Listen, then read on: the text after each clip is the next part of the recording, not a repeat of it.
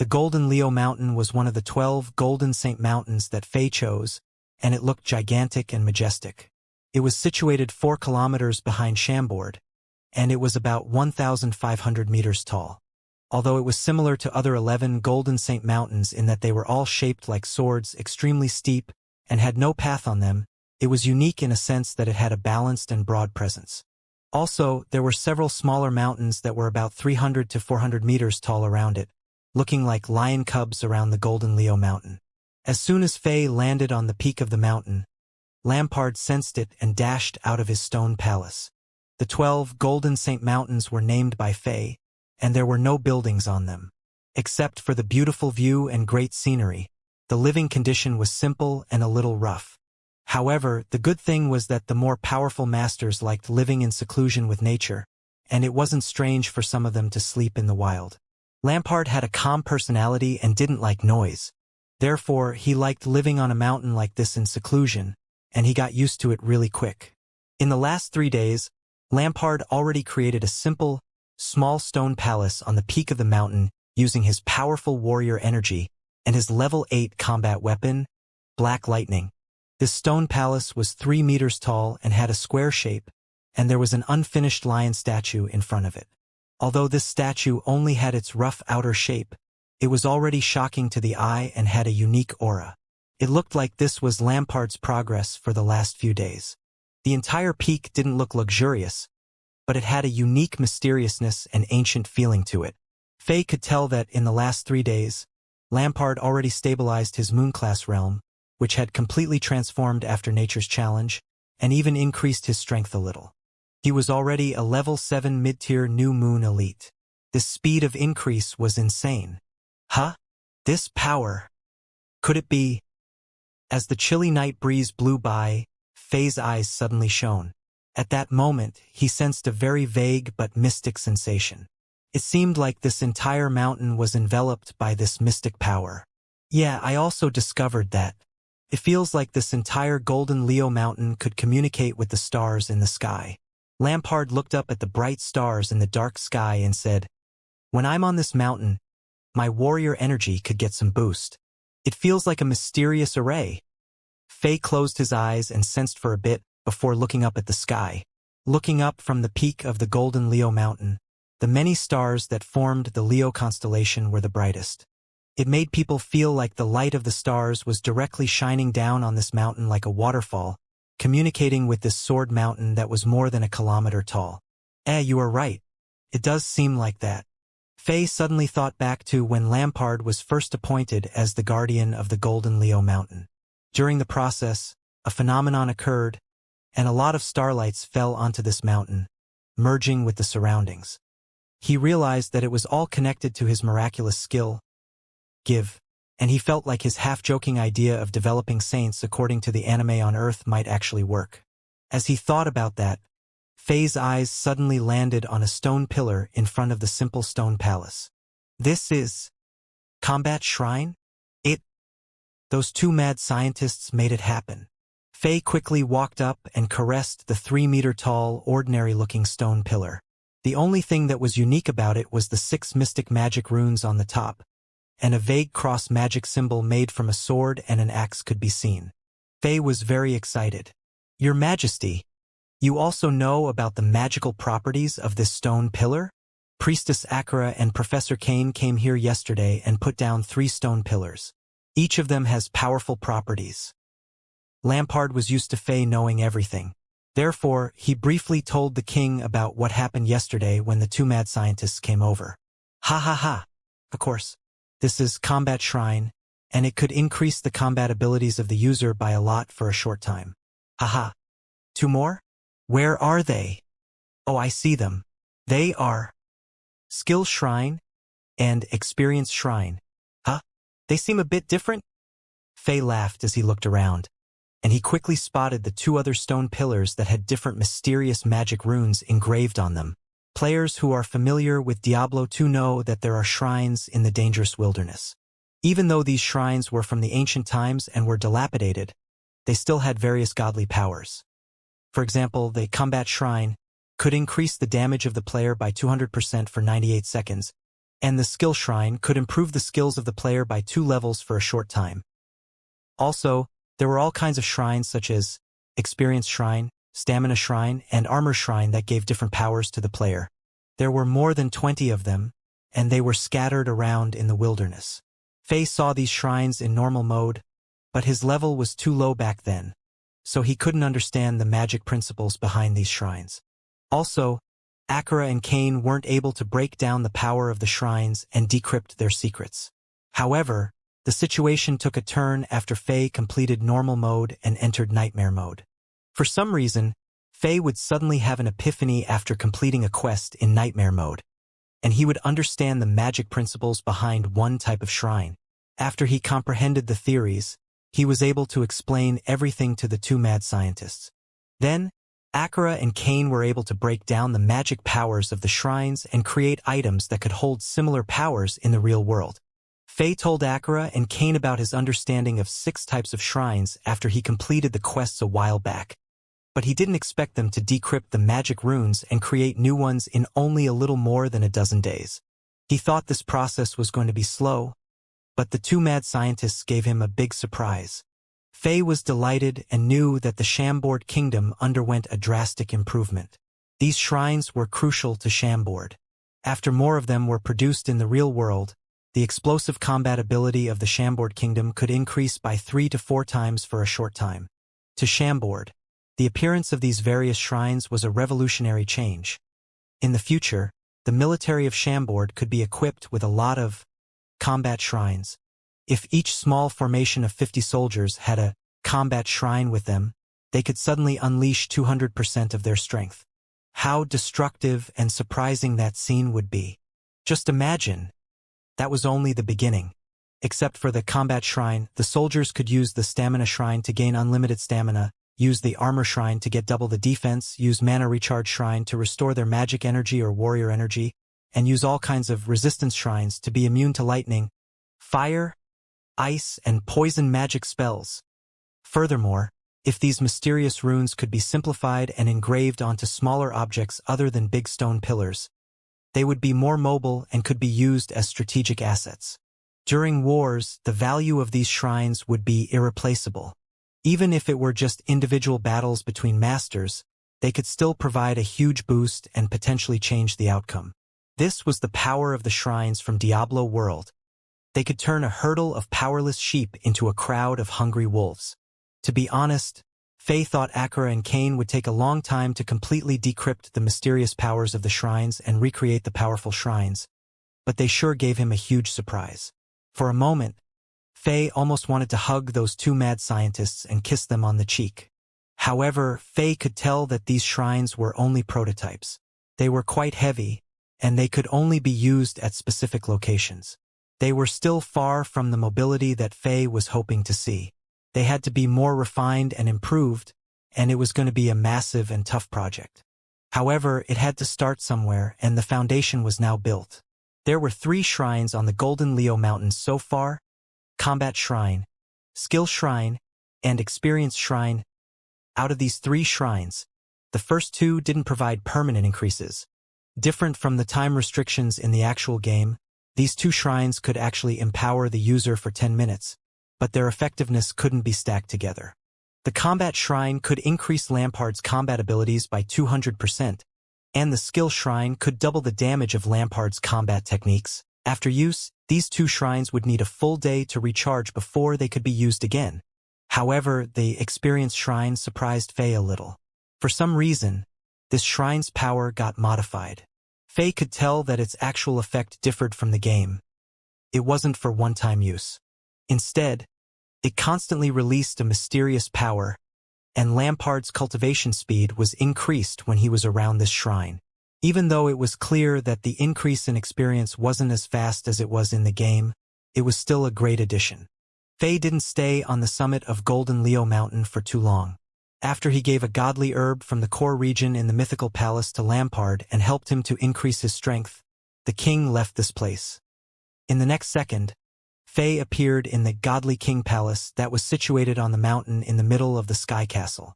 In the next moment, his spirit energy spread out into the city and scanned the area within 5 kilometers of Fei. Fei saw people like Czech cultivating diligently in the side palaces, and he was very pleased with their hard work.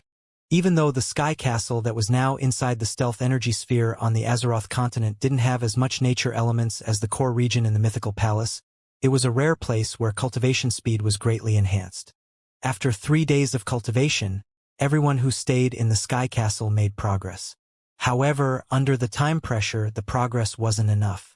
Sitting in front of the mystic lotus on the throne of chaos in the godly king palace, Fei thought about it and took out more than a dozen godly herbs which corresponded with the elemental attribute of the warriors of Chambord. These godly herbs were all from the core region of the mythical palace, and they have been growing in there for many years. With abundant nature elements, these herbs were able to prosper and stack their medicinal effects. They were rare to see on the Azeroth continent, highly spiritual, and extremely valuable to warriors and mages who cultivated warrior energies or magic energies. Getting a godly herb that fitted their energy attribute was very beneficial. Since the godly herbs were comprised of a lot of pure energy, they could stimulate the energy inside the cultivators' bodies and be converted into pure warrior energy or magic energy. Fei learned herbology from Priestess Akira, and he had a good hang of all the godly herbs that he collected. Therefore, he didn't need to worry about making mistakes in selecting herbs for different people, and he quickly got the proper supplements for each of the warriors of Chambord. As long as the warriors of Chambord listened to him and consumed these godly herbs according to his instructions, their bodies would be greatly stimulated with no side effects, and they could reach moon class a lot sooner. Fei's wedding was in 12 days, and he was afraid that it wouldn't go as smooth as he planned. Therefore, he had to prepare ahead of time to deal with all situations. For the next few days, Fei primarily stayed at the Sky Castle, except for using the methods documented in the mysterious purple scroll to strengthen his spirit energy. He entered Diablo World to kill monsters with Valkyrie Elena. He wanted to increase his strength and reach Sun class as soon as possible. The region within 500,000 kilometers of Zenith was experiencing some chaos. Many wise people could already tell that the situation was about to get worse, and continental wars might break out. Therefore, Fei had to improve his strength if he wanted to keep himself as well as the Chambord kingdom safe. Of course, since there was still the daily time limit in terms of how long he could stay in Diablo World, Fei would sneak back into the Chambord kingdom regularly to see what was happening on the ground level during his break time. In the last few days, the number of people inside the city grew drastically. The story about how the king of Chambord appeared in St. Petersburg alone and stunned everyone was being spread around the region by traveling poets. And more people learned about what happened that night. They all knew that the name, King of Chambord, was far beyond the prestige of the king of a level 1 affiliated kingdom of Zenith. As soon as this information got around, various empires, noble forces, and powerful groups had to view Chambord in a new light.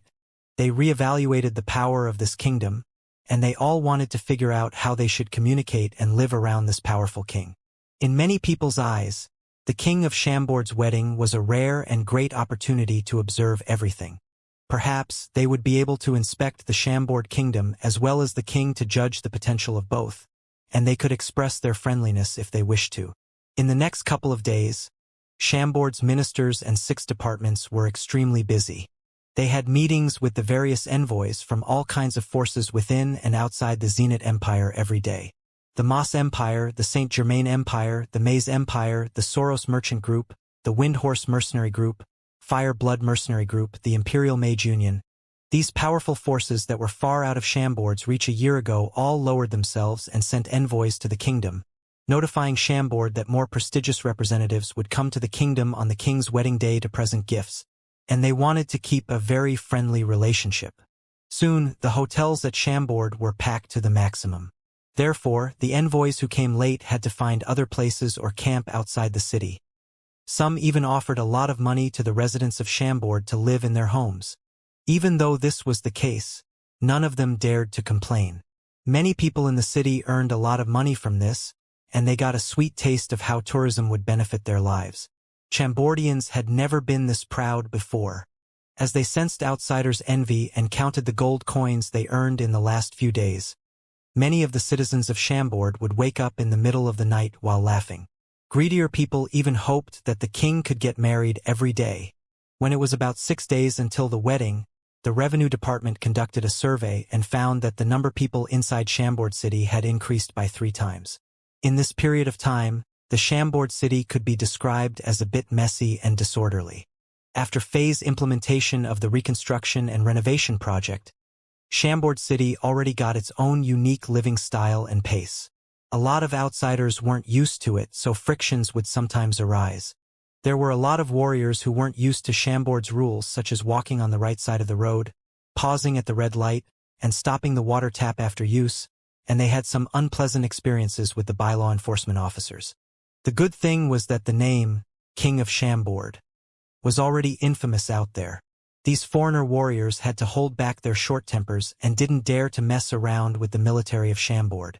They were afraid that they would trigger the King of Chambord, who was rumored to be ruthless and merciless, and get killed. In the last while, every person who first visited Chambord City was stunned by this mystic city that was in a remote location. At first, these people all came to see the King of Chambord, and they didn't expect too much from this remote little city.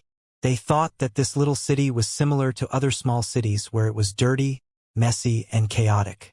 In their minds, the residents here were poor like beggars, and the soldiers couldn't even get a full set of armors and had to share one metal weapon. However, they were shocked when they saw this city. The beauty, cleanness, and degree of development of the magic civilization far surpassed the giant cities in the super-powerful empires. Also, the soldiers of Chambord were mighty as well.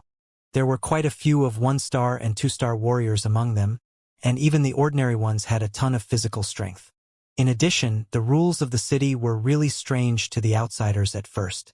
However, after closer inspection, they had to admire the creativity of the Chambordians. A lot of issues and problems that existed in the way of life of ordinary people were easily solved by these rules. These discoveries all made the arrogant foreigners experience massive cognitive dissonance. They had to put their tails between their legs and act carefully. Even though the Chambordians always explained everything to them patiently when they were confused by certain things, they still felt like they were hillbillies, and it was ridiculous. Even though most of the outsiders were behaving properly, some of the troublemakers targeted the small magic items in the city. In the last few days, there had been several incidents where magic traffic lights, magic water fountain, and magic toilet were stolen. Therefore, the officials at the Justice Department and the War Department had to send people to investigate and solve these crimes while they thought that these thieves were pitiful. Chambord's prison, Little Black Room, was filled with various offenders, and they were charged based on the crimes they committed. Most of them were detained for 10 days and some were only fined. It was fortunate that nothing major happened. While the most powerful warriors such as Czech and Drogba were cultivating in the Sky Castle, few masters were available to deal with big issues. Therefore, after a while, the first-time visitors were informed by others that the first thing they should do was to make sure that they knew what was allowed and what was not allowed. Otherwise, they might break the laws and get punished. The Chambordians, who were smart and business-focused, saw the opportunities in this. They created various pamphlets and booklets such as Chambord's Essential Law, How to Live at Chambord, Survival at Chambord. They were able to sell these publications for good prices, and they earned a lot of money. It was almost noon, and the weather was nice. Chambord City's main street, Golden Road, had a lot of traffic, and people who were wearing various styles of clothing were walking around with either curious or shocked expressions as they looked around. Outside of the defense wall, the people who were waiting to use the magic teleportation array to enter the city formed long lines, and Chambord's only reverse whale warship, King Alexander, was traveling through Zuli River and transporting as many people as it could. Only the warship transportation fee and entrance teleportation fee brought a lot of money into Chambord in less than 10 days. As the most high-ranking temporary finance consultant, fallen Princess Victoria, who was wearing a black, tight-fit magic armor and knee-high battle boots, stood at the toll gate with 4 Saint Seiyas with her. As she saw the money coming in, she laughed like a girl who was fantasizing about a guy she liked. Haha, I just love Alexander. How did he come up with this idea? The toll gate? Haha, this is like plucking a feather off a goose every time it passes by. Haha, we are rich. This girl didn't even think about how she was presenting herself when she was laughing. Her body swayed back and forth, and her chest jumped up and down. She instantly attracted the attention of many males. Their burning gaze scanned her sexy figure and angel-like face. At the moment, this excited girl only had money in her eyes. She didn't realize how alluring her outfit was, and she didn't understand how beautiful her figure was. If the king of Chambord wasn't infamous out there, these savage male warriors would try to do bad things to her when fewer people were around. What? Getting past this river cost 10 silver coins? This is so expensive. Shush. Lower your voice. No one is forcing you to cross the river. Do you see that hot chick over there? The 4 men behind her already broke the legs of more than 40 warriors who tried not to pay. Really? This chick looks cute. And her slim waist. Damn. She is that vicious. Similar conversations happened between many warriors and people who were waiting in the line, but no one dared to challenge the rules that were set up by the king of Chambord. Time passed quickly, and it was about noon. Suddenly, a team of fully armored cavaliers appeared on the horizon. There were about 400 of them, and they were very disciplined. Under the sun, their silver armors shone brightly, making them look like a dash of silver flood. As the clip-clop noises sounded, they rushed toward Chambord. At their appearance, a few powerful auras showed themselves as well. It was clear that powerful masters were within this group. Who are they? A team of elite cavaliers? They aren't soldiers of Zenith. Why are they here? Are they here for revenge? They are so aggressive. Almost immediately, the people who were waiting to get across the river and to get into the city all saw this, and they started to murmur amongst themselves. After all, it was rare to see a troop that didn't belong to Zenith to appear in the northern region of the Zenith Empire. Whoosh! At this moment, a sharp roar resonated in the sky, and a sudden change occurred. A dash of lightning suddenly appeared in the back mountains of Chambord that was peaceful and beautiful like a painting, and this lightning flashed across the sky and froze above Zuli River.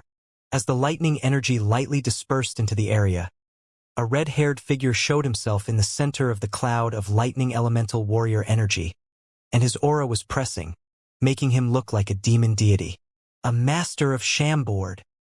He is Lampard, the gold saint of the Leo constellation. He is rumored to be the most powerful warrior of Chambord right under the king. It is heard that he is now a moon-class elite. Why did he appear? What is going on? The people in the area grew curious and excited. The figure in the sky, as well as the potential upcoming battle, instantly attracted the attention of many people. To most of the warriors outside Chambord City who were only 1-star or 2-star, being able to witness a battle between moon-class elites was something that was rare for them. Most people wouldn't get that chance in a lifetime. Therefore, as soon as Lampard, one of the most powerful warriors of Chambord, appeared, these foreign warriors became really excited. The unique and powerful aura of a moon-class elite surged in the sky of Chambord like tsunami waves, and blazing lightning energy stole the spotlight from the sun. All of this was shocking the numerous ordinary warriors in the area as they looked up. As they stared at that burly figure who was standing in the sky, they couldn't hide away their jealousy, envy, and hate. Everyone was waiting for a battle between the powerful warriors. The moon-class realm, which was high up and unreachable, was an unattainable dream to a lot of low-leveled warriors. As the lightning elemental warrior energy crackling around Lampard, the streaks of energies that were on the edges of his warrior energy flames extended outward like white tentacles. It felt like the lightning energy was about to tear the sky apart, and the crackling noises it made felt like the anger of the god of lightning. The invincible and powerful aura appeared with him, and it easily robbed the glamour from the team of cavaliers that appeared on the horizon. Also, there were a few powerful auras in that team before, but it felt like they were insignificant after Lampard appeared. On this continent, the levels in the cultivation world were far tighter than the hierarchy of royals and nobles. When a warrior wasn't on the moon-class realm, he or she wouldn't be able to stand against moon-class elites. Therefore, those few provocative auras instantly dimmed down under Lampard's suppression. As if they were coyotes that met a lion, they didn't dare to mess around. Is it King Alexander of Chambord? Please don't misunderstand. We are the envoy group from the Bordeaux Empire. With the command from Emperor Blank, we are here to congratulate your majesty on your wedding day, and we hold no hostile intent. Please don't be angry. As if they sensed the aggressiveness in Lampard's aura, the team of cavaliers slowed and formed a defensive formation. At the same time, a clear and dignified voice sounded, and this person quickly explained everything respectfully, afraid of causing a misunderstanding. After hearing this, Lampard snorted lightly and didn't even reply. Then he instantly disappeared in the sky. All the silver lightning elemental warrior energy turned into a lightning bolt and disappeared into the golden Leo mountain at the back of Chambord. At the same time, that suffocating suppression also disappeared completely. The blue sky went back to normal, and the ordinary warriors who had a hard time moving were able to move again. With pale faces, the low-leveled warriors felt like they were in a dream. On the horizon, "Hey, that king of Chambord sure is arrogant. We already declared our identities, but he is still reckless. Does he really think that our level 4 Bordeaux Empire is scared of the little Chambord?" In the team of cavaliers, there was a young man who was wearing a red fire elemental magic armor and riding on a level 4 golden cloud hoe. He looked furious as he took off his mask. He was younger than 30 years old, but he was already a peak 5-star warrior. He could be counted as a talented young man. No wonder he looked very proud. "Ha ha ha ha. Humph. When we get to the city, I will challenge the king of Chambord for sure. I will defeat him in front of thousands of people, and I will see if he can still hold up his haughtiness. I don't think he is as powerful as the traveling poets said to be. Ha ha ha. Those traveling poets have honey on their lips, and they could only overly exaggerate. Did you use to believe them? I think the king of Chambord is no more than a weak warrior who is fooling everyone.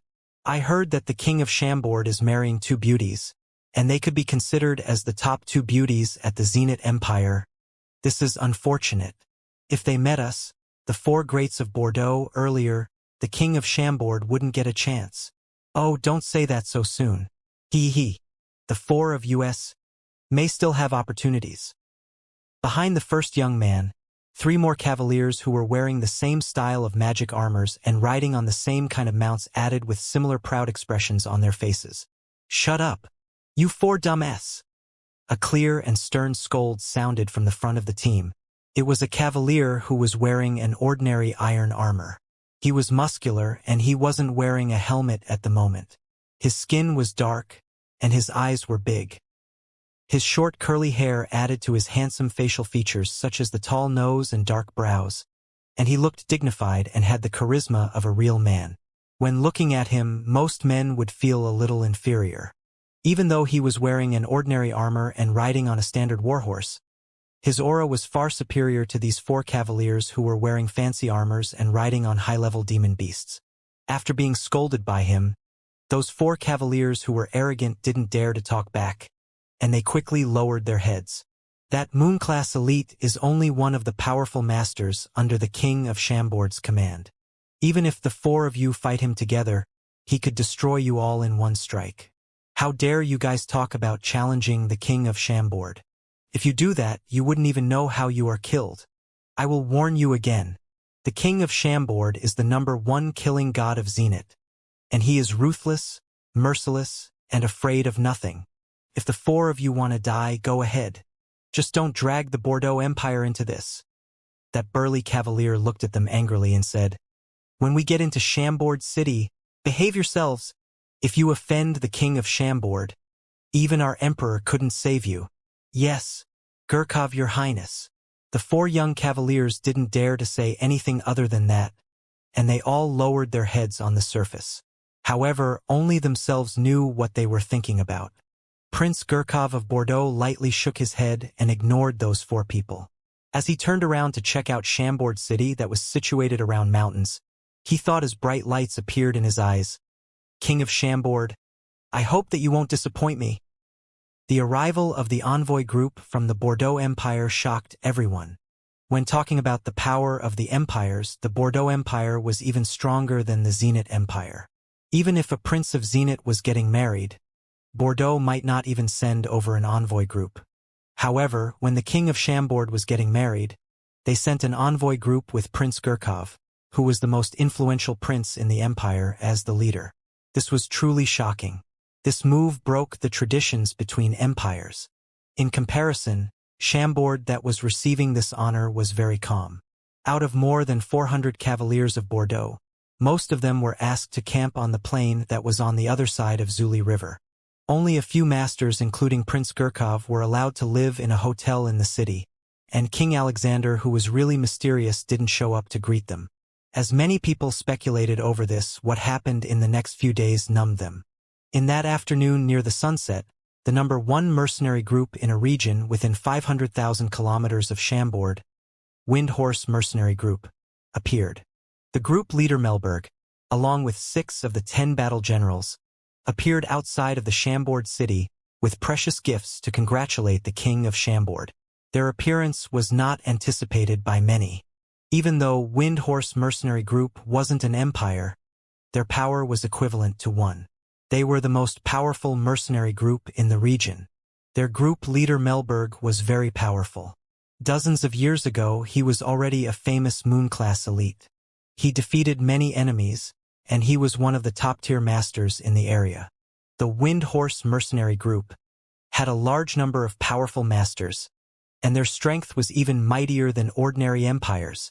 Different from other mercenary groups, Windhorse Mercenary Group even had their own territory and their own citizens. Also, they had their own elite main battle legion. Even though they only won, it was comprised of soldiers who all had warrior energy. The combat strength of this legion was terrifying. Ever since its inception, the Windhorse Mercenary Group rarely took on requests made by small noble families. Their clients were mostly royal families of various empires, and they participated in battles between empires. They made their money in wars, and their combat abilities far surpassed regular troops. The group leader, Melberg, was nicknamed War Pirate. He had a strange personality and was extremely protective over his people. He was also very murderous. He was famous for only recognizing money and not people. Even the emperors of some empires were ignored by him. However, such an arrogant person appeared here today. Even though the king of Chambord was technically several generations behind him, Melberg still came here with masters from his mercenary group to congratulate the king. It was surprising and meaningful. What surprised people again was that the king of Chambord still didn't even show himself. The person who greeted the Windhorse Mercenary Group was the head minister of Chambord, Bast, who didn't have warrior energy or magic energy. Just like the Bordeaux Empire, this elite group from Windhorse Mercenary Group was asked to camp on the other side of Zuli River. Except for their group leader and 6 battle generals, all other people weren't allowed to enter. To many people, the treatment the Chambord kingdom gave was disrespectful and rude. After all, people like Gurkov and Melberg were of prestigious status, and coming here to congratulate the king of Chambord was already giving him face. However, the king of Chambord acted extremely cold, and it was almost shameful for the 2 honorable guests to be treated like this. Many people felt like the king of Chambord was too young and got too arrogant. On the next day, the Crown Prince Girano of the Saint-Germain Empire arrived at the Chambord castle on a nice morning. He was here with his 4 beautiful maids who were known as Death Maids, as well as 400 elite soldiers of his empire. Unexpectedly, King Alexander of Chambord appeared and greeted him warmly. The king of Chambord got out of the city and greeted Girano and his people kilometers away, and he was friendly as he led them into the castle. Even though a lot of warriors tried to see who this famous king was, they didn't get what they wanted. They felt like there was a thin veil around the king's face that was blocking their sight. Even if 6-star warriors and 7-star warriors tried to use their full strength to see through that layer of mystery, they couldn't do it. Many outsiders, especially warriors who came from outside the Zenit Empire, sensed how powerful the king of Chambord was for the first time. Although they failed to see his face, the aura that the king was giving off was giving them a suffocating sensation. All the warriors who were within 100 meters from the king felt like there was a huge invisible mountain above their heads, and all the bones in their bodies were getting crushed. Sky-covering fist. He deserves his nickname. He is a genius warrior and powerful king, many people thought. The king of Chambord's quick appearance this time shocked many people. The ones who got impatient and tried to do stuff were stunned, and they were forced to remain still for a bit longer. That same afternoon, clouds covered the sun, and it was very windy. Prince Simon of the Moss Empire arrived at the Chambord city with 500 elite soldiers and several royal masters of the empire. Later that night, Prince Sark of the Maze Empire also arrived with an envoy group. On the third day, the number 2 mercenary group in the region, Fire Blood Mercenary Group, arrived. Their group leader, Johansson, came to the Chambord city with masters from the group. The third day, the fourth day. As time passed by, more and more people who were rarely seen by the public, such as princes of the empires, all showed up, and the soldiers who were camping on the other side of Zuli River were close to 10,000 people, and they were all elites from various empires. Under the bright sun, all kinds of flags were fluttering. Even the sound of bugles and smell of iron blood could be smelled. When standing on the defense wall of Chambord, one could only see the colorful flags, shiny weapons, and the campsites that covered the plain. The green grasses almost couldn't be seen on the other side of the river. The soldiers and masters outside the Chambord city reached a terrifying number. With a combined force, it wouldn't be hard for them to wipe out a level 1 empire. At this point, even an idiot could smell the strangeness in the air. Something definitely was going on. This level of celebration was far beyond the limit of a king of an affiliated kingdom. In fact, even if an emperor were getting married, there wouldn't be these many powerful people going to his ceremony to congratulate him. Even though the king of Chambord was talented, and his glamour outshined all other people in the empire, he was still young and wasn't that influential. He could be counted as a powerful figure at zenith at best, and he couldn't affect other empire and their strength. However, why were there so many forces here to congratulate him? In addition, the fact that the Zenith Empire allowed the elite soldiers from the Moss Empire, the Bordeaux Empire, and the Street Germain Empire, as well as the elite members from the 2 biggest mercenary groups in the area to enter its territory was very strange as well. The situation in the region was very intense, and chaotic wars could break out at any moment. Allowing so many elite soldiers and powerful masters into its territory was a risky matter. If wars broke out, these people could be really troublesome to deal with since they were powerful and were inside the heart of Zenith. Even though that was the case, the royal family of Zenith didn't show any objections, and they also didn't send over any troops and masters to protect Chambord. They were literally asking a little level 1 affiliated kingdom to deal with all this alone. Are they this confident in the king of Chambord? Or is the Zenith Empire ditching Chambord like a chess piece? Or is the empire just going to stand on the sideline and watch, only hoping for the best? All these questions enveloped Chambord just like the dark clouds in the sky. The king of Chambord's wedding was like the key chess piece in a game that was being played by many different forces. This little chess piece was keeping an unimaginable balance, and many people's endurance and will were being tested. Once the chess piece was moved, the situation in the region would suddenly change, and undercurrents were going to surge. The beginning of the chaotic and dark age that was filled with wars between empires arrived at the most northern city of the known continent. As wind and clouds moved around, a storm was brewing. 5 Sword Sky Mountain. Sky Castle Faye sat on the throne of chaos. After a long while, he opened his eyes and exhaled deeply. He nodded in satisfaction and was pleased with the progress with his spirit energy. Since his wedding was approaching, there were a ton of elite soldiers and masters residing outside of Chambord. Although they said that they were here to congratulate the king of Chambord on the wedding, no one knew what their real intentions were. Therefore, Faye had to increase his strength as well as his subordinates. They had to be prepared for what was to come. Therefore, for the last while, he was busy getting his strength up. At the moment, his spirit energy finally reached level 900. And he was able to scan an area of 6 kilometers around him. Also, his spirit energy was strong enough to be condensed. According to the methods on the mysterious purple scroll, he could already start practicing the secret techniques. He was able to solidify his spirit energy into weapons and pierce others' minds. It was quite lethal. At the same time, Faye's actual strength increased a lot as well since he battled monsters in Diablo World every day. He already completed all the quests on the 4th map, Pandemonium Fortress, and he killed the final boss on the map, Lord of Destruction, Diablo. In addition, he completed the first 4 quests, Siege on Harrogath. Rescue on Mount Arete, Prison of Ice, and Betrayal of Harrogath. On the 5th map, Harrogath. Right now, the strength of Faye's barbarian character was Nightmare Mode level 98, and he was only one level away from the peak level 99.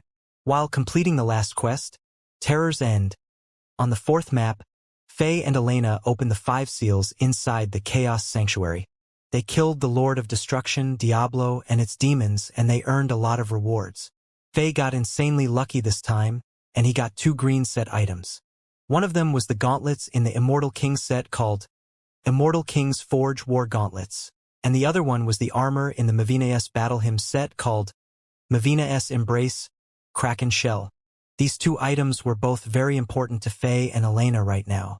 Currently, Faye already had 2 items in the Immortal King set, which were Immortal King Soul Cage, as well as Immortal King Stone Crusher. Every component he could get would push it more toward completion, and the combined power would get even greater. The difference between having 2 items and 3 items in the set was huge. In fact, just the properties of this Immortal King's Forge was surprising on its own. Defense, 430, durability, 12% chance to cast level 4 charged bolt when struck, plus 65 to defense, plus 20 to dexterity, plus 20 to strength, plus 10% lifesteal, plus 10% mana steal, plus 25% attack speed, plus 6 freeze targets. All these properties almost blinded the king. This set of gauntlets was at least 5 times more powerful than all the magic gauntlets that Faye used before. Now, Faye had 3 items out of the 6 in the set, and he was only missing the belt, the helmet, and the boots. The magical power of this item set was already showing its fangs. When the 3 items appeared on Faye at the same time, a silver, holy light would shine, and it would give pressure to all Faye's opponents, affecting their minds and judgment. Mavina's Embrace, Kraken Shell, was significant to the Valkyrie as well. Since Elena already got Mavina's Caster, which was the bow in the item set, she was now able to use partial powers of this top-tier item set for Amazon characters with the addition of the second item. Just the armor alone offered more than 1,000 defense points, and the additional magic damage reduction, the increase to skill levels, and more powerful properties made it one of the best magic armors in Diablo world. Therefore, after killing Diablo in Nightmare Mode, both Faye and Elena experienced a huge jump in strength. Because of this, they were able to easily complete the first 4 quests on the 5th map and level up incredibly fast in such a short time. When Faye's barbarian character reached Nightmare Mode level 98, Elena reached Nightmare Mode level 78. She was equivalent to a level 8 low-tier full moon warrior in the real world, and even Lampard couldn't be matched to her. In terms of elevation speed, she was only after Faye, and it was truly insane. The rewards Faye got from completing the first 4 quests on the 5th map weren't poor. In the second quest, Rescue on Mount Arete, the 15 barbarian warriors Faye got from normal mode experienced increases to their strength. They were all equivalent to 7-star warriors, and they had basic intelligence as well as combat instincts. Also, the summon limit increased to 3 times a day. Of course, if they died in battle, Faye would need to wait for 24 hours before he could summon them again. In the third quest, Prison of Ice, Faye got a magic scroll that could permanently increase all his resistances by 10%. He didn't use it right away, and he stored it with the same scroll that he got after completing this quest in normal mode. These 2 trump cards were key in battle. If Faye could use them properly, they could turn a losing situation around quickly. As he sat on the throne of chaos, he went through everything that he got in the last 12 days systematically. Then, he looked outside the godly king palace, glanced at the green mountains behind Chambord, and started to plan out his wedding. Suddenly, Faye discovered something. He raised his eyebrows, stretched his finger, and shot out 1 silver sword energy. So reckless. How dare you come here? That silver sword energy shone in the sky and quickly disappeared like a firework. At the same time, a vague figure who suddenly appeared in the sky above the 12 golden Saint Mountains after a series of transparent ripples was thinking about something. He was about 6 kilometers away from Faye, and he suddenly sensed a terrifying murderous spirit. His skin and soul were hurting, and his expression changed. "No! King of Chambord, please show mercy. Bam!" Before this person could finish, That silver sword energy passed through this person's body quickly without mercy like a bolt of lightning, and this person's body instantly expanded outward before exploding like a balloon. Along with broken armor pieces and cloth, there were blood drops and chipped bones falling from the sky. He was a moon-class elite, but he got instantly destroyed. It was an instant kill over 6 kilometers away. With Faye's current strength, he could easily kill moon-class elites. This is so annoying. He is the 4th one in the last 10 days. They are really fearless. Since they are here to congratulate me on my wedding day, they should stay at their campsites. Why do they have to do sketchy things around here? Do they really think that Chambord is easy to bully? Since you guys dare to enter the restricted area, then I shall kill you. Faye was really angry as he stayed in the Godly King Palace, and frustration that he had been holding back for many days was shown. Out of the guests who resided either inside or outside Chambord City, some of them weren't behaving. They tried to mess around, and Faye already warned them in secrecy and punished the more aggressive ones. By doing that, he deterred many more people from doing similar things. However, the moon-class elites who were arrogant completely ignored the king's warning, and they still went to places that weren't open to them. As a result, Faye was enraged, and he sat on his throne in Sky Castle and killed the ones who crossed the line. Squeak! Squeak! Squeak! Chubby little raccoon suddenly appeared in the palace. As if this little guy sensed that its master wasn't in a good mood, it rolled its eyes and picked a white flower from somewhere. Then, it jumped onto Faye's shoulder and pushed the flower under Faye's nose, winking at Faye and trying to comfort him. "Your little joker." Faye laughed, lifted little raccoon into the air, and lightly patted little raccoon's butt. The little white flower released a light fragrance, and it was clear that it was a rare herb. Faye felt very relaxed just smelling it. It seemed like little raccoon, which was a treasure-seeking beast, didn't get its nickname for nothing. It would ignore regular treasures, and only rare, god-tier treasures could attract its attention. After rubbing little raccoon's chubby cheeks, Faye spread out his spirit energy and scanned the area around him. He clearly monitored the cultivation progress of the warriors of Chambord. Faye nodded and thought with a smile on his face.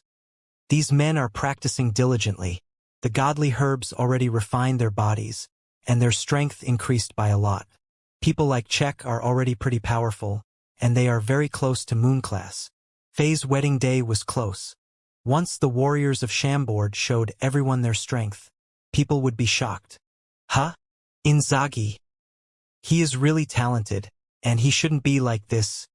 Why is he not progressing at all? Could it be? Faye suddenly sensed Inzaghi's aura and discovered something strange. Go get Inzaghi. Faye patted little raccoon's head. This little guy was brilliant. He instantly understood what Faye meant and dashed out of the palace after it squeaked. Inzaghi soon appeared in the Godly King Palace, with an ashamed expression on his face. For days ago, he suddenly stopped making cultivation progress. Even though there were abundant nature elements in the Sky Castle, and he received a godly herb that could stimulate his potential from Faye, there was still no effect. As if an invisible barrier suddenly appeared on his path of progression. Didn't matter how hard he worked, practiced, and cultivated, he couldn't break through it. In fact, he was getting more and more anxious, and it was negatively impacting him. Faye glanced at Inzaghi with his bright eyes, and it felt like he could see through this young man's heart. I remember that I met you in Old York half a year ago, when I was passing by the poor neighborhood at Hot Spring Gate. I still remember cute little Tina's face. I didn't expect that arrogant and evil young man at the Hot Spring Gate would try to bring doom to you guys, and I still feel guilty thinking back to it. Faye suddenly opened his mouth and brought up the past. Master, it wasn't your fault. That Kowloon is just too cruel and vicious. He isn't humane? Inzaghi said as he clenched his fists. You have studied with me for a little over half a year now, and you are already a 7-star warrior. With your unique innate stealth ability, you could go anywhere in the Zenith Empire as long as you are careful. Therefore, I'm comfortable with you going to the Hot Spring Gate, taking revenge, and putting an end to the past, Faye said as he nodded. While Faye talked, he felt a little emotional and very proud. When he first met Inzaghi, This dark-skinned and thin young man was only a little mercenary who didn't even have warrior energy. Only about half a year passed by, and Inzaghi was now handsome, fit, and composed.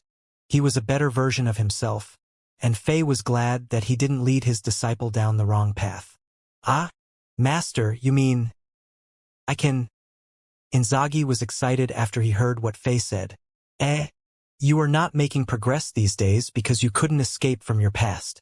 Since you still hold grudges, you couldn't elevate your mindset and level up. In addition, since you want to become a master assassin, you need more practical experience. You could only become a truly powerful assassin once you go through battles and blood.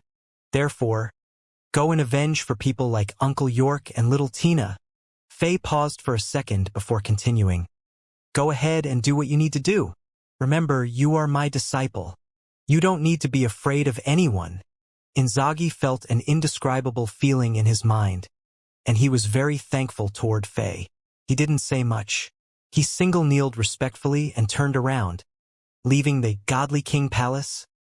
Hot Spring Gate, this magnificent battle fortress, was the capital of the Ernst region, and it was one of the top 10 cities in the Zenith Empire. Like a pair of huge black pliers, it tightly gripped the path that Chambord had to take to get to southern regions of the empire.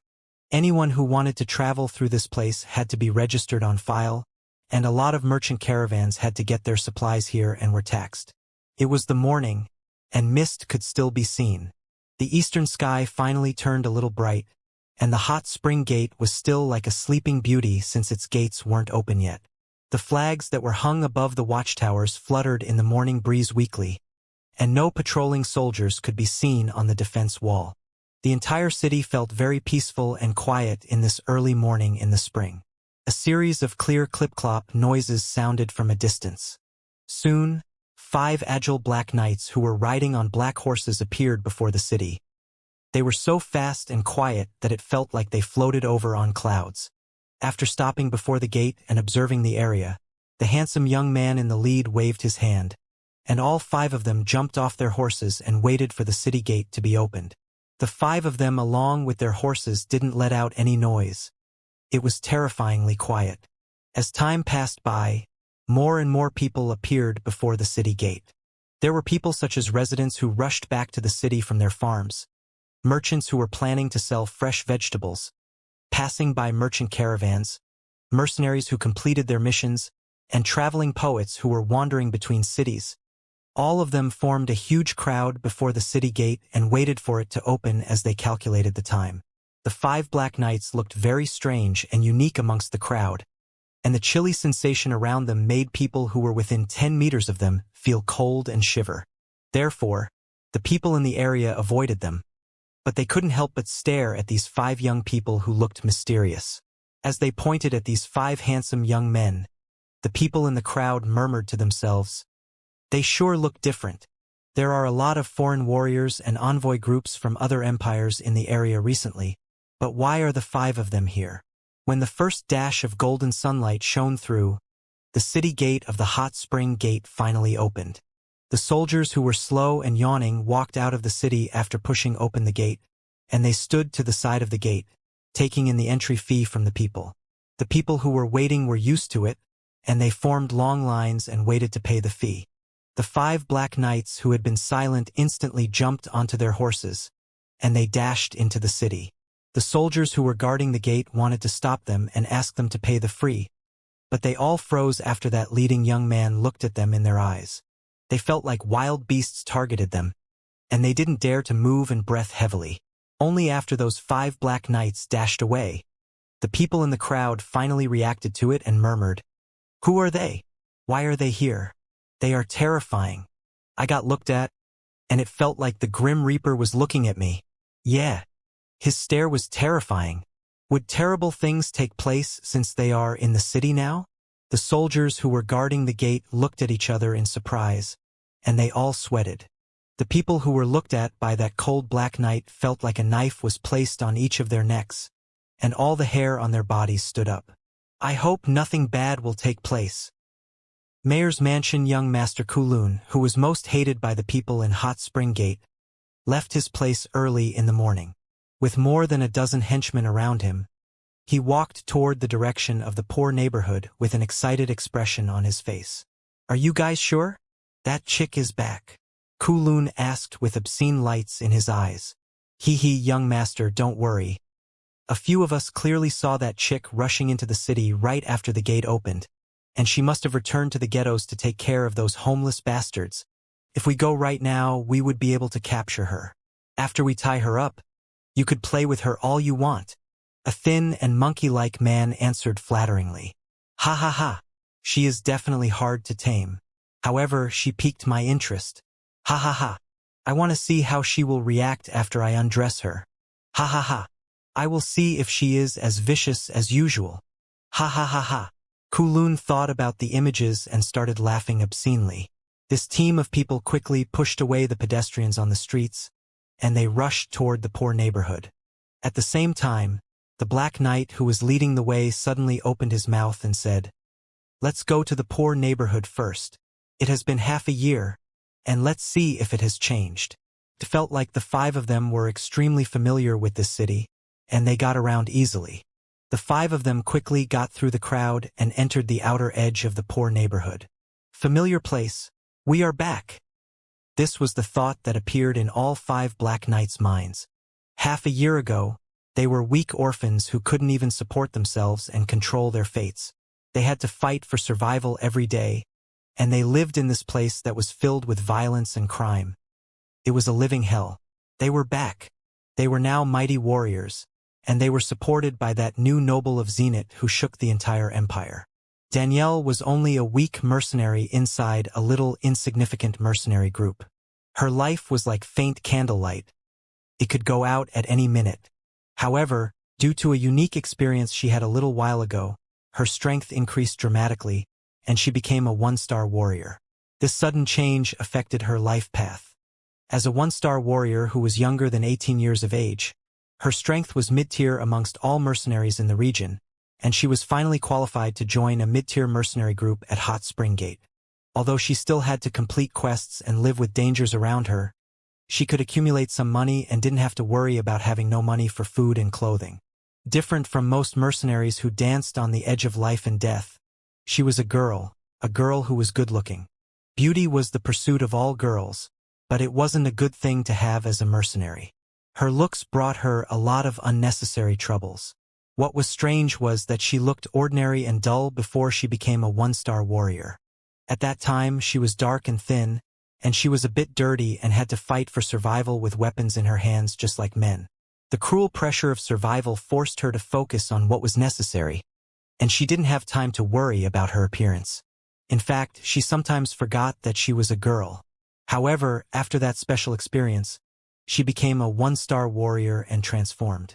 Under the nurturing of her warrior energy, she turned from an ugly duckling into a beautiful swan. That thin and fierce tomboy turned into a beautiful girl who had a great figure. This beauty that came with her power-up brought her a lot of trouble. For example, she was stared at by the people around her, and her teammates teased her and tried to get their way with her. In the end, she had to wear an ugly black iron mask to cover up her face every day. Even though her situation got better, Danielle still chose to stay in the poor neighborhood at Hot Spring Gate. Many heartwarming things happened here, and they brought warmth to her gray and emotionless life. Every time she thought back about those times, she would smile subconsciously. However, those cold-blooded and merciless killings and that terrifying flames devoured all those beautiful memories, destroyed everything, and even took away that person a little over half a year ago. Danielle chose to stay in the poor neighborhood and live where she used to live. Just like what that person did about half a year ago, she protected more than 20 poor infants and became these kids' only spiritual pillar in this cold world. Ha! Stand still, straighten your back, stare at the front, and punch fast, Danielle said as she smiled and nodded. The beautiful morning sunlight shined through the garbage piles and brightened this little courtyard that could be considered clean and organized. More than a dozen little boys who were between the age of 6 and 8 were practicing their fist techniques earnestly in the sun. Even though they still looked childish, their attitudes were serious. As they shouted and practiced, big sweat drops slid down their foreheads. Not too far away, A few girls were picking out usable items out of the garbage piles, including leftovers that weren't rotten and still edible. In this poor neighborhood that was filled with violence, murders, robberies, and bad odor, this little courtyard was like a pure and safe paradise. In the golden sunlight, the children's laughter got rid of the chilliness of the early morning in the spring, and this dirty and cold world became lively and energetic. Danielle, who was wearing a light red leather armor that was full of tears, looked like a perfect sculpture. Right now, all her guards were down. She didn't have that ugly black iron mask on, and there was a big smile on her beautiful face. As she looked at these kids, her memories flashed back to 8 years. At that time, there were a bunch of kids as well. He was one of them, and she was the oldest girl there. Suddenly, Danielle discovered something and frowned. She lightly clapped, and the children quickly ran back to the stone house at the corner of the courtyard like scared moles. That clap was probably a signal, and the kids were looking out through the window as well as the slit in the door with startled expressions on their faces. A series of rapid footsteps sounded. A team of soldiers from the Rapid Wind Legion suddenly appeared after turning at a garbage pile, and they walked in as they surrounded a few young men who were dressed fancily. As they dashed toward this direction, they shouted ferociously, looking hostile. Danielle frowned, thought about something, and put her black iron mask back on. On the faces of the soldiers and the young men, she saw a kind of expression that she was very familiar with, and she felt like throwing up. Although more than half a year passed by, it seems like this place didn't change. Inzaghi slowly rode forward on his well-trained black horse alongside his other 4 peers, and they felt a little nostalgic. All that they could see were rotten garbage, and the little pits on the road were full of black, stinky liquid. There weren't many pedestrians, and the ones who were here looked cold and numb. There were a few prostitutes who had little clothes on and tried to get customers as they shivered in the cold wind, and wild dogs and cats fought over half-rotten corpses in the garbage piles with a bunch of mice running around. Nothing changed. Under the terrible management of the Ptolemy family, the officials already forgot about this poor neighborhood. When the noblemen and influential figures have their parties around heated fireplaces, how could they remember this place where they never set foot on in their lives? The youngest one among the 5 of them, who looked 15 years old, Michael Owen, said angrily, "Compared to the Chambord city, this is a living hell. If King Alexander ruled this city, it would be much better." As he said that, his blonde hair shone under the sunlight. The other 3 young men behind him were silent. What happened here about half a year ago made them hate the rulers of this city dearly, and murderous spirits appeared. They had been waiting for this day for 217 days now. Once they could see the place where Uncle York and their other friends had once lived, they were going to let those bloody murderers pay the price. They were very close. They were approaching the place where they lived before. As an indescribable sadness and solemnness enveloped them, they suddenly heard a burst of arrogant and ear-piercing laughter in front of them, coming from their old home. "Ha ha ha ha! You are a rebellious chick. What do you think? Do you really think that your 1-star strength could save you? Ha ha ha! Hit me? Aren't you captured by me right now? Block her warrior energy and tie her up. Hee hee. I'm gonna get a good taste of this rebellious chick right here in the poor neighborhood before the eyes of those little kids. Ha ha ha! I will ride this 1-star female mercenary. Ha ha ha!" Inzaghi and his 4 peers instantly looked at each other immediately, and their hands that were holding onto the reins shivered. This voice was too familiar to them. They memorized it in their souls. For the last 217 days, what kept them motivated at every second was this voice. Their hatred toward this man made them cultivate and train even though they were too exhausted at times. They didn't expect to meet their biggest enemy at this place that was very special to them. This was the place where they grew up and had great memories, and it was also the place where Uncle York and many of their friends were killed. Inzaghi lightly patted his black horse. At this moment he was the calmest. Without a sound, he signaled his peers and went toward the direction of that voice. After traveling through several crooked and narrow pathways, the 5 of them got through the garbage piles and saw what was happening at the courtyard that wasn't too far away. More than 20 children who were younger than 10 years old and wearing ragged clothes were being kept away by the soldiers of the Rapid Wind Legion with weapons. Fear could be seen on their little faces, and they tightly stood together and shivered. Also, they were looking at the center of the courtyard with anger and powerlessness in their big eyes. Over there, several fancily dressed young men who looked extremely pale laughed proudly. In front of them, there was a female warrior who was being held down by two powerful military officials. This girl was in an old, used red leather armor, and she looked pretty and a little sexy. Even though she had an angry expression on her face, the two officials who were holding her down used their warrior energies, and she couldn't even move by a bit. Hee. Damn, this is a feisty chick. Ha ha ha. Keep on struggling. Ha ha ha. I like girls who are similar to you. Ha ha ha ha. You are special and flavorful. Ha ha ha. The person who said that was Kowloon, a young nobleman who was hated and feared by almost all regular residents at Hot Spring Gate. As a vicious light appeared in his tiny, squinted eyes, he reached out and squeezed Danielle's white cheeks before smelling that hand with his nose. Yuck! Bastard! This female warrior stared at Kowloon ferociously and spat onto his face. Pia! Pia! Kowloon instantly raised his hand and slapped her face several times, leaving big red handprints on both sides of her face. Don't hit Sister Danielle. You are a bad person. A big bad person. A little girl who was only 6 years old ran out and hit Kowloon's leg with her dirty little fists. Fuck off, you little bastard. Kowloon was mad. Even though he had no warrior energy and was very weak due to his alcohol and sexual consumption, he was an adult after all. He kicked that little girl on the chest, sending her flying in the air by 4 meters. That poor little girl instantly paled and fainted. Ah, Mill. Stop it. Bastard. Are you still a human? She is only a kid? That female warrior shouted with anger, and she tried her best to break free so that she could go hold onto the fainted little girl. However, the two military officials who held her down were far more powerful than her. With their hands on her shoulders, she couldn't do anything. After seeing this, Kowloon got excited as more viciousness appeared on his face. He laughed and said, "Ha ha! It looks like you care about these little bastards a lot. Ha ha ha! Great! Feisty chick, stand out and strip for me. If you let me have a good time, I will let go of these little bastards. If you resist, I will chop off their limbs, and you can see them die in great pain yourself." After he said that, he signaled to the soldiers who were guarding the orphans.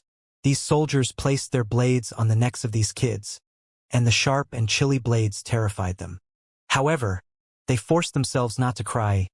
You? Danielle was stunned. How could a human be this vicious? This bastard is a devil. He should burn in hell for an eternity, she thought. What? Are you still hesitating? Chop off a few limbs for me. Kowloon's chilly and disgusting voice sounded again. Hearing the command, the soldiers slowly raised their iron blades, and cold and bloody lights were reflecting off them.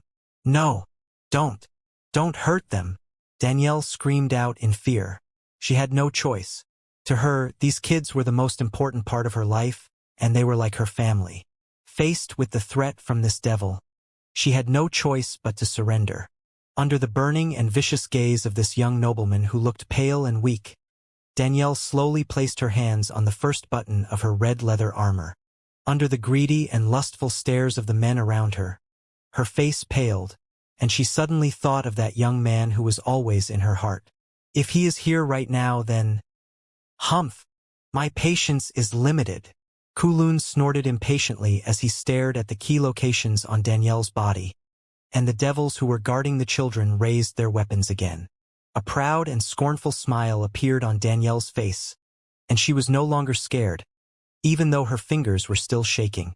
As she put more force onto her hand and was about to pull down her armor lightly, she suddenly realized that the men around her who had excitement in their eyes suddenly changed the mood. Even Kowloon, who was lusting over her, had a terrified expression on his face. She didn't notice the shocking scene that was taking place behind her.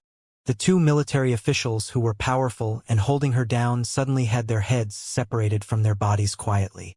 The cut was so clean that it felt like someone chopped their heads off with god-tier combat weapons. However, no one could be seen around them. All of this happened in silence, and the red blood gushed out of the wounds. This scene was strangely horrifying. The killings were undetectable, and no one could guard against it. It felt like the Grim Reaper was smiling and having its harvest. Kulun's expression started to freeze, and his useless friends around him were traumatized as well. They didn't see any enemies, but 2 military officials who were powerful were decapitated instantly. This scene was similar to the horror stories told by the traveling poets, and they felt like their knees were weak after seeing so much blood.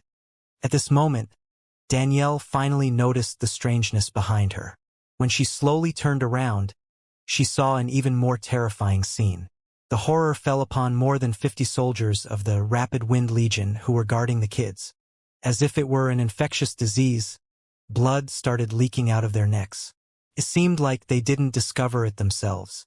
When they saw the terrified expression on their peers' faces, they noticed that something was wrong and held onto their own necks as well. Even though they tried to scream, they couldn't do it, and they fell like crops under the sickles of farmers powerlessly. More than 50 soldiers were downed in less than 10 seconds. How did they die? No one could tell. Who killed them? No one knew what was going on. From the beginning until now, no one saw any assassins. With her eyes wide open, Danielle was shocked and confused. When she came back to her senses and turned around, her body shivered. Not sure when, but 5 black knights were standing about 10 meters away. Their eyes were shiny, but they were as cold as ice.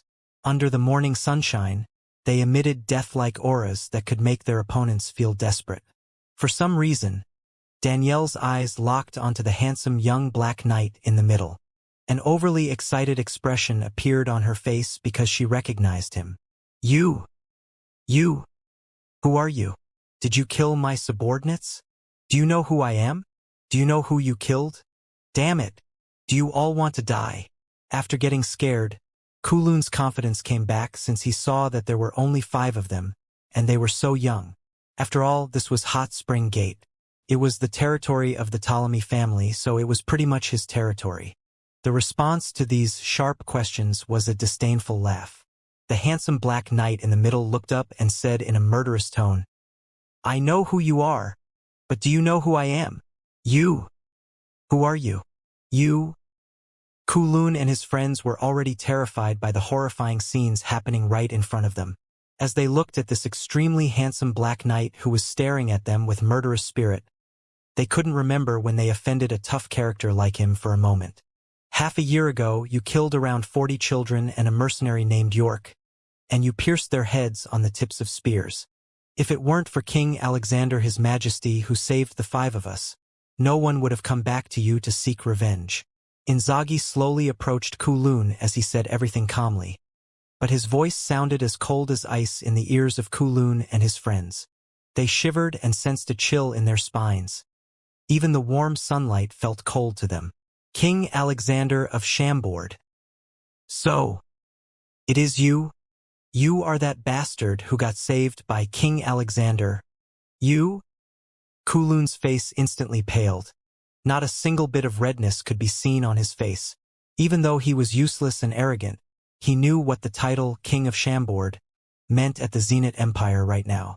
The nightmare that had been bothering the entire Ptolemy family finally arrived.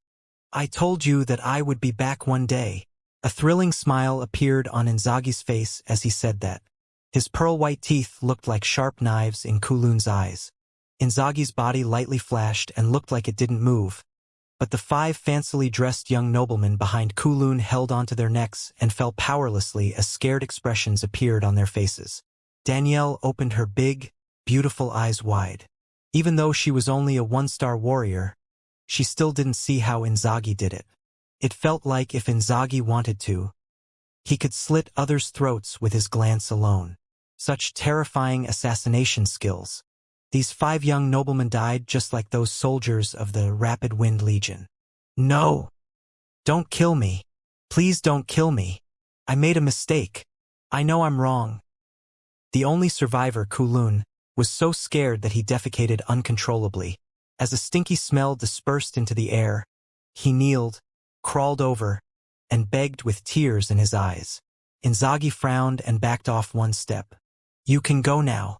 I don't want to kill you right now." This Black Knight thought about it and said suddenly, "Ah? Really? Really?" With tears and snot on his face, Kulun couldn't believe his ears. He didn't expect this merciless and murderous Black Knight to let him go like this. "Get out of here!" Inzaghi shouted impatiently. "Ah, okay. Okay. Okay. Thank you." Kulun put his hands on his head and ran. At this moment, he wanted a few more pair of legs to increase his speed. "Don't let him go." Danielle quickly tried to warn Inzaghi. "Philip, he is the youngest son of Legion Commander Ptolemy, who is in charge of Rapid Wind Legion, and his older brother is the #1 master of Hot Spring Gate, Dillies. He will come back for sure for the revenge. Kill him, and you guys need to leave this city right now." What she said instantly terrified Kulun, who was running away. "Wait!" Inzaghi suddenly shouted at Kulun. It seemed like he listened to Danielle's advice. Kulun's knees felt weak, and his legs shivered, making him almost fall to the ground. He wrapped his arms around his head as he begged for mercy. He was afraid that this Black Knight would glance at him ferociously and slit his throat. However, that didn't happen. "Go back and tell your father, who thinks that he is supreme, and your brother, who thinks that he is the most powerful young man in the world.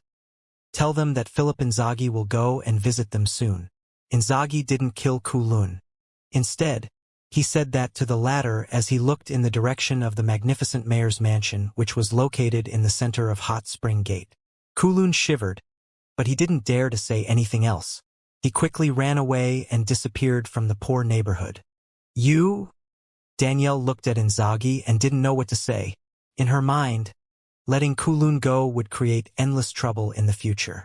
Inzaghi simply looked at the female warrior and smiled gently. This smile was similar to the smile that he gave Kulun, but Danielle felt an unprecedented warmth instead of that cold and unapproachable chilliness. At the moment, Inzaghi looked like the boy next door, and he seemed so friendly that people wanted to get close and intimate with him. "Danielle, you are still alive. This is great." Inzaghi reached out and tightly hugged this female warrior who looked a little messy. At the same time, Owen put that little girl who got kicked by Kulun and fainted in his arms, and he walked over to Inzaghi. All of them had mystic potions given to them by Faye, and they easily rescued this little girl without leaving any scars on her. "Danelle, it is really you. How did you escape that massacre that early morning? This is great. This is a miracle. You are still alive. God bless. We all thought that you already..." All 5 Black Knights were extremely excited as they surrounded Danielle. As assassins, Faye trained them well to have the sharpest vision and most accurate judgment. Also, since this girl was one of their friends who survived that incident about half a year ago, they quickly recognized her despite her transformation. Even though this beautiful female warrior's eyes were red, she was still smiling. At the night of the massacre, she was starving. Since she gave her few pieces of black bread to little Tina during the day, she sneaked out to find something to eat at the garbage piles. However, she slipped and fell from a pile, and she hit a piece of rock with her head and fainted. When she woke up on the second day, she found her home burned down with a lot of blood stains around. Her friends were all missing, and she got that ominous feeling and felt like all of them were dead. At that moment, Danielle felt like the entire world was collapsing down. The people who were like a family to her suddenly disappeared, and her home was burned down. She was all alone in this world, and she felt like she was abandoned again.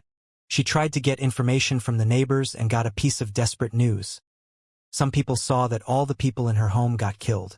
However, some of the people who she thought have dead appeared in front of her miraculously, and one of them was a person whom she could never forget.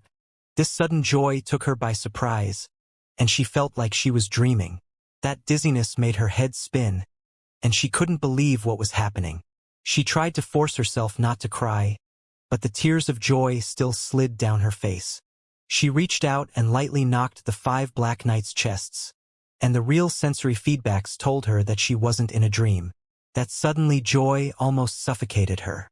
The children who were further away ran over and hugged onto Danielle's legs, and that little girl named Millie tried to comfort her in a cute voice. "Sister Danielle, don't cry. Millie will sing for you. Okay? Please don't cry." Danielle burst out laughing and wiped the tear off her face. She rubbed Millie's little head and said, "Guys, look, this is Brother Philip whom I told you about. Isn't he powerful? He beat all those bad guys." "Powerful." The kids all looked up at Inzaghi in admiration as they said together. All 5 of the Black Knights laughed. This scene reminded them of 8 years ago. At that time, everyone was still alive, and their time together was just this lovely and intimate. However, those bloody criminals destroyed everything with their butcher knives, and they had to take revenge. Suddenly, Danielle thought of something and said in a panic, "Philip, guys, you shouldn't have let that bastard go. He is coming back with more soldiers for sure.